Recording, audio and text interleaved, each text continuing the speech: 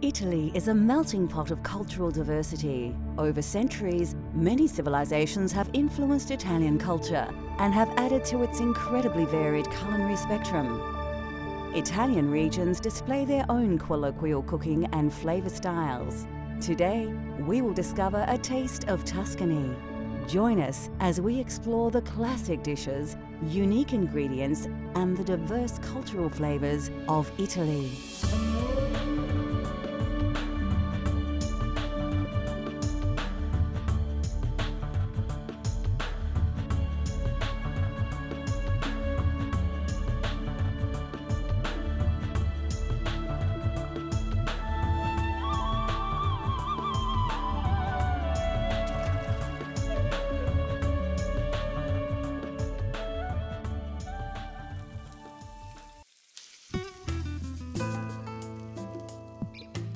Situated on the Italian peninsula and part of both the European continent and southern Europe, Italy shares its alpine borders with France, Switzerland, Austria, and Slovenia. The food of Italy is famous throughout the world, with dishes like spaghetti, lasagna, and ravioli being found across the globe.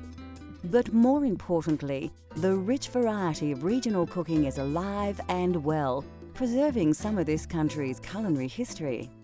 Today, we will be exploring the flavors of Tuscany. Considered the birthplace of the Italian Renaissance, Tuscan cuisine is quite unique and even differs between the provinces. Tuscany is all about food and wine. It's all about the fresh produce, which they'll have homegrown or they'll get it from the markets, and then they're going to cook it, and they're going to cook it very slowly, and they're going to enjoy it with their family and their friends.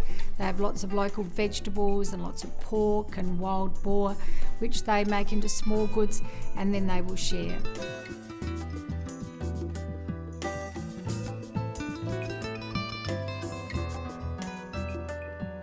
To create a classic pasta dish, of course you need pasta. And rather than pick up some dried spaghetti at the supermarket, to experience the cultural flavours of Italy at home, you're going to need to make fresh pasta yourself. My first exposure to Italian cooking was in a small restaurant in London that my father used to take me to when I was a kid. And they used to make all their own pasta there, and they had all the wooden boxes with all the various sizes, shapes and colours of fresh pasta. You could just choose whichever pasta you wanted to go with your sauce, and that really excited me and got me interested in Italian cooking. All you need to make fresh pasta at home is some fine flour, some fresh eggs, and some semolina flour. First, take your flour and gently tip it out onto your workspace. Make sure your hands are dry, then using your fingers, make a small well in the flour. Take an egg and gently crack it into the well you've just created. Now the fun starts. Using your fingers, break the yolk so it mixes with the white, then gently work the egg around in a circular motion. What you are actually doing here is slowly picking up the flour around the edges and drawing it into the moist centre. When the egg and flour start to turn to a firmer paste, add another egg to the mixture and repeat the process. Don't be impatient and get tempted to stir the flour in faster, as this will introduce lumps into your dough that you'll have a hard time working out. As you work your mixture around, it will start to change consistency and the paste will develop into a dough. Keep kneading this dough with the flour until you're satisfied you have a very elastic mix. Be sure your pasta dough is not sticky. If it is, you'll need to add more flour. You will most likely have more flour than you require, so don't feel compelled to use it all. Once you have your dough at the correct texture, use your hands to mold it into a small cob. You will need to rest your dough for at least 30 minutes before you roll it out. Generally, pasta is made with a pasta machine. Take your dough and press it into a small disc. Feed it into the pasta roller, then fold it back onto itself and repeat.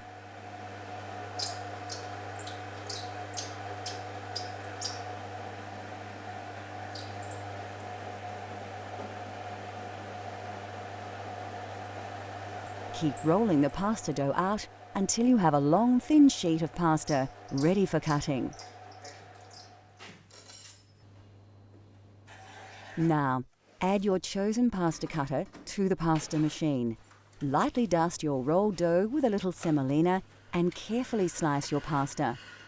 Once cut, dust your fresh pasta with semolina and put it aside for later. We'll cook our fresh pasta in a fettuccine al funghi later in the show.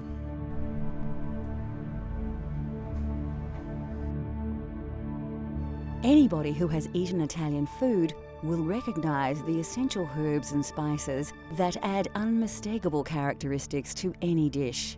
The most common herb in Italian cooking is basil. Crushed basil leaves combined with oil, garlic, and pine nuts create the famous pesto sauce. Basil is regarded as the perfect complement to the flavour of tomato sauce and works well with pasta. Another herb used widely in Italian cooking is oregano. Offering a complementary flavour to basil, it is also commonly used in tomato-based dishes. Of course, garlic features heavily in Italian cooking right across the country. Fennel seeds lend a distinctive aniseed flavour to roasted meat or fish. Rosemary makes a wonderful addition to roasted meats and vegetables. Often included in salads and dressings, sage is probably most famous as the key herb in saltimbocca. Italian parsley is recognisable by its distinct flat leaf. Parsley is used in many meat dishes, soups and stocks. Italian food is most richly flavoured with herbs, but of course some spices do feature prominently.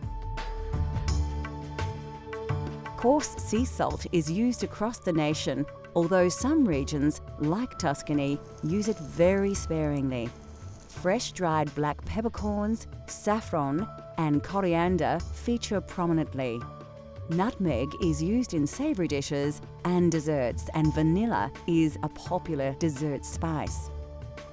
Ginger is rarely used in Italy, although it is very popular in the Apulia and Basilicata regions, showing just how diverse the cultural flavours of Italy are.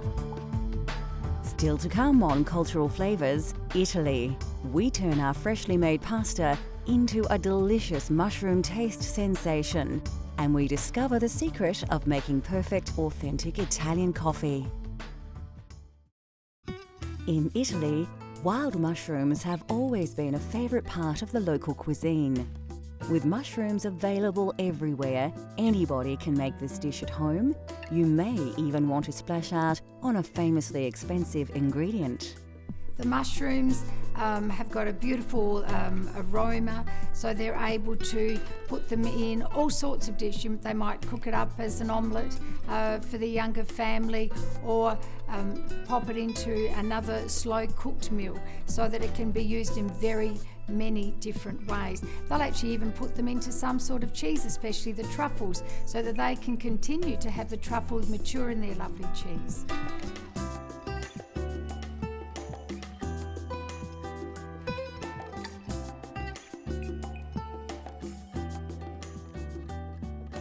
For this dish, you will need a selection of mushrooms. You can use fresh local varieties or a combination of fresh and dried.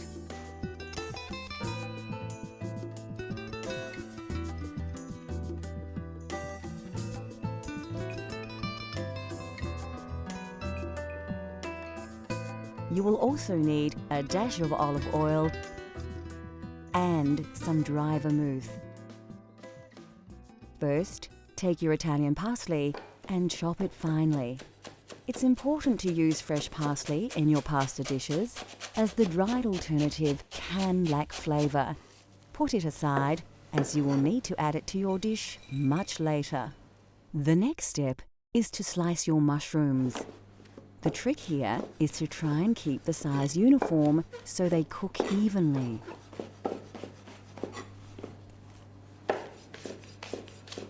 Remove your dried mushrooms from the water and squeeze off the excess moisture.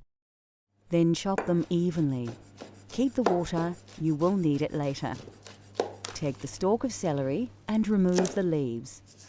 Chop into lengths, slice along the grain, Then finely dice into small blocks to avoid large chunks of this strongly flavoured vegetable masking the delicious mushroom flavours. Next, chop your garlic and slice your red onion. Put the ingredients aside and heat up your pan. So, to prepare the sauce, we're going to start with a nice fry pan, a little bit of oil. Want the oil to get nice and hot, almost smoking. The first thing we're going to add is our mushrooms, so they get a nice bit of colour on them. Brings out all the nice flavours, so they don't go soggy. After the fresh mushrooms have braised a little, add the dried mushrooms, then the celery, onion and garlic, and a sprinkle of salt. Reduce the heat and cook it gently to bring out all the combined flavours. Add a dash of vermouth and some of the liquid stock you had the dried mushrooms in, and your Italian sauce will be taking shape. Next, add the butter and cook on a gentle heat with the juices. When the butter emulsifies, it will produce a nice rich sauce. Finally, add your chopped Italian parsley and stir it right through the sauce. Then set it aside to rest while you cook your pasta. Put your heavily salted water on the boil. Ensure that it is a strong, rolling boil before adding the fresh pasta you prepared earlier. Stir it around a little to prevent the pasta from sticking together. Fresh pasta won't take long to cook, about 3 to 5 minutes. Drain your pasta in a colander and put your sauce back on the heat. Make sure it is very shiny. You can add more stock or butter to get your sauce to the desired consistency. Add your drained pasta to the sauce in the pan and stir through. Make sure you have covered the pasta entirely with your mushroom sauce. Then you are ready to serve. Grate some Parmigiano Reggiano, commonly known as Parmesan cheese, over the dish. Just enough to give it some bite and some extra saltiness, but not so much it causes the dish to go gluggy. Finally, if you have them, shave some black truffle over the dish just before serving. Now, enjoy your authentic fettuccine al funghi.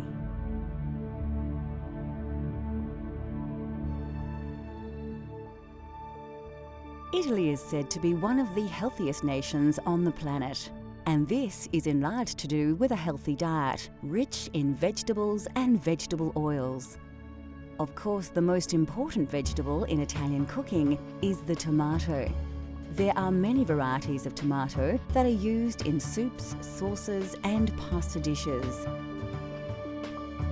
Brought to Italy in the 18th century, the tomato has become synonymous with Italian cuisine.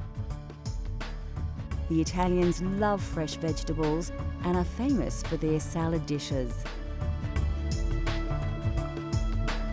Brought to Italy in medieval times, cucumbers are now part of Italian culinary culture.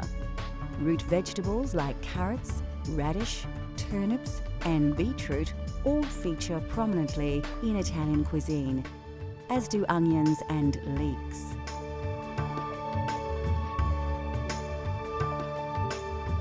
Cabbages, cauliflowers, spinach, and rhubarb are also part of the Italian diet. Squash and pumpkins are often used as an accompaniment.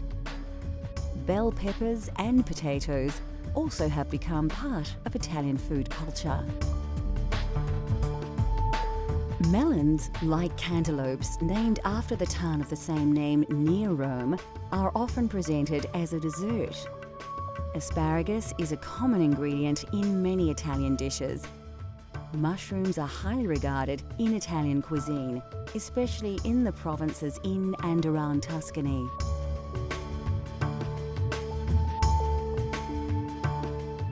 Of course, Italian cooking features all kinds of mushrooms, especially the porcini mushroom, but you can use local varieties in your own Italian-inspired dishes.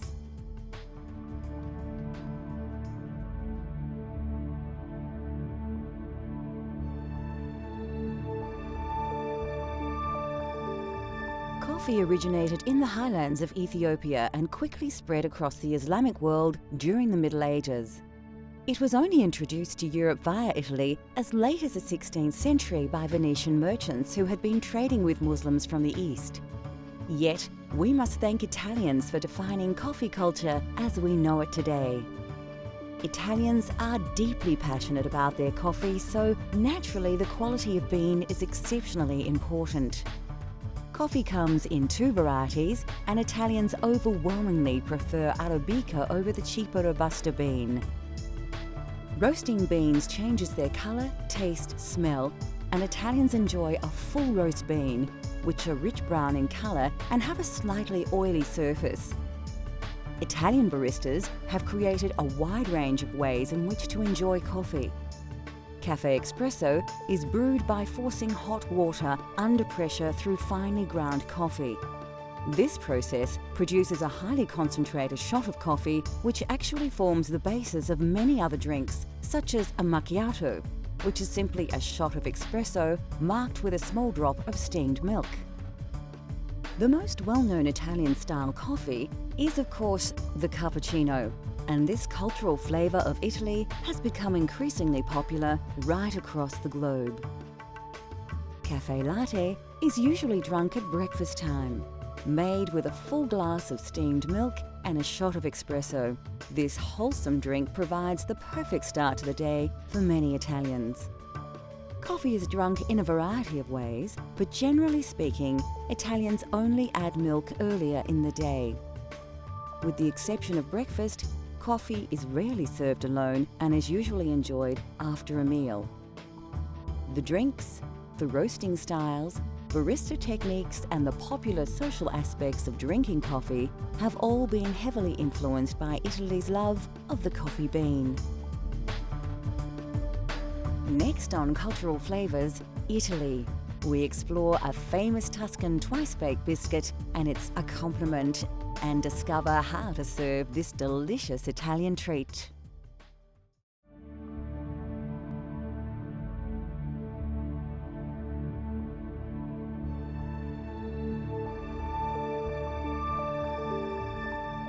There are hundreds of types of pasta, but generally authentic pasta is made from durum wheat flour or semolina, which accounts for its yellow tinge. Durum wheat is believed to have been introduced to Sicily by the Arabs in the 7th century, and pasta has become the national dish of Italy. Of course, fresh is best, and authentic Italian pasta has texture and flavour characteristics that is difficult to replicate with dried alternatives. Having said that, there are a multitude of dried pasta options that keep well, so it has become a staple in many kitchens across the world.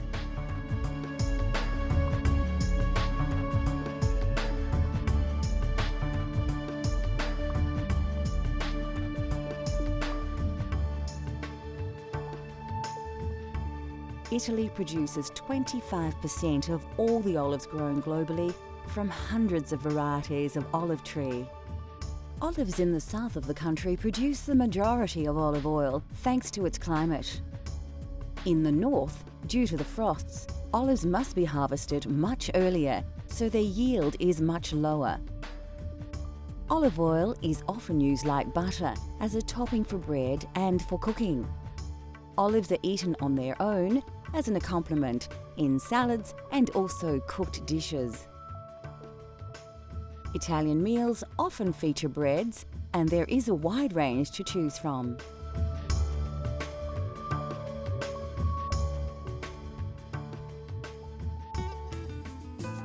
Italian food is rich with tradition, and there are few foods more traditional than biscotti. Tuscany, they love their biscotti. So they'll go to the local market and they'll get their flour and their sugar and the nuts, whatever nuts mum wants to use that might be in season, and they'll go home and there it will be in their beautiful kitchen, and they'll start mixing the flour, the eggs, the butter, the nuts, and then they'll roll and then they'll bake. And then with the biscotti, they need to slice them again, and then they'll need to rebake, so it's the double baked biscuit. That process, of course, brings the family together because it takes quite a long time for them to be able to do that. And then more especially, those biscotti are shared with their family and their friends. And because they are so hot and so crisp, they'll be able to share them for the rest of the week.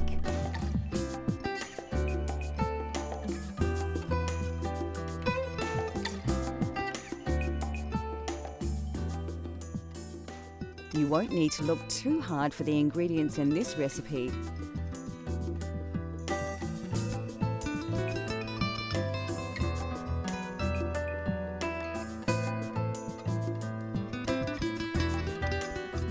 Place your butter in a bowl and add your caster sugar. Mix the ingredients with a spatula until you have a consistency like this. The technique here has more than a few similarities with pasta preparation. So, just like making pasta dough, add your first egg and mix it into the sugar and butter.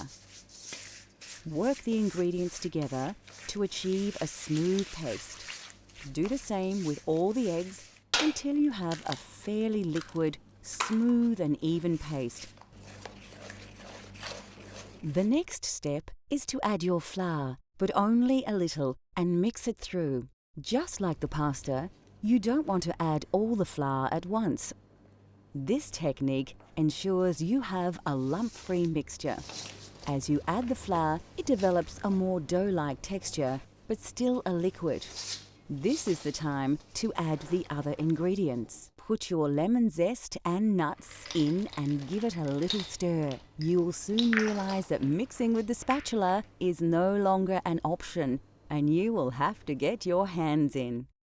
If your dough is still very sticky, add a little more flour until you can comfortably pick up the mixture without it falling and drooping from your hands. Take an oven tray and line with grease-proof paper. Place your biscotti dough, stretched out a little, on the tray, and now you are ready to place it in your 180 degrees Celsius preheated oven. Bake for about 25 minutes, or till firm. Remove the biscotti from the oven and allow to cool.